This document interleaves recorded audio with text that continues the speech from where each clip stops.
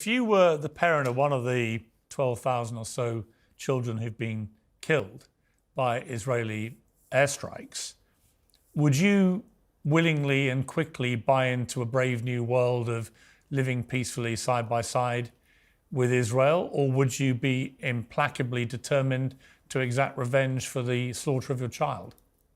I feel like on a personal level, especially somebody that has a child, I feel like I would want to fight till the end of time. Right, but that's my point. So that is the natural human reaction, which surely tens of thousands of Palestinian fathers, mothers, brothers, sisters, grandparents, they're going to have to this slaughter of the children.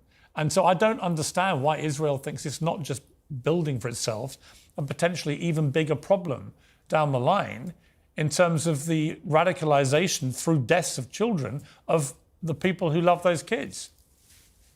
I understand what you're saying, but after World War II, I mean, we all got along after that in a surprisingly short amount of time, given how horrific some of the Japanese crimes were in China, given how horrific Germany's crimes were around all of Europe, or relating to concentration camps or death camps. Like, it is possible to mend those bridges. I do agree right now that Israel might be contributing towards more hatred of Jewish people, of Israeli citizens in the Gaza Strip. That's undeniable. But then the question becomes, well, who's responsible for managing Israeli public relations in the Gaza Strip? If you ask an Israeli citizen, like, hey, aren't you worried that you're going to radicalize people in the Gaza Strip? What Israeli citizens are thinking of is they're either thinking of watching the video of that girl go back on the back of the truck where everybody's like clapping and cheering, and they're thinking, well, they hate us anyway. Or they're thinking of the Second Intifada, where there are 4 or 5 years worth of attacks from 2000 to 2004 or 5 in Israel, and think, well, they already hate us anyway in the West Bank and the Gaza Strip. They're thinking of the Martyr Fund. They're thinking there are so many different aspects of this conflict that I agree Israel is giving Palestinians good cause to hate them. The Palestinians have given Israelis good cause to hate and not trust them either.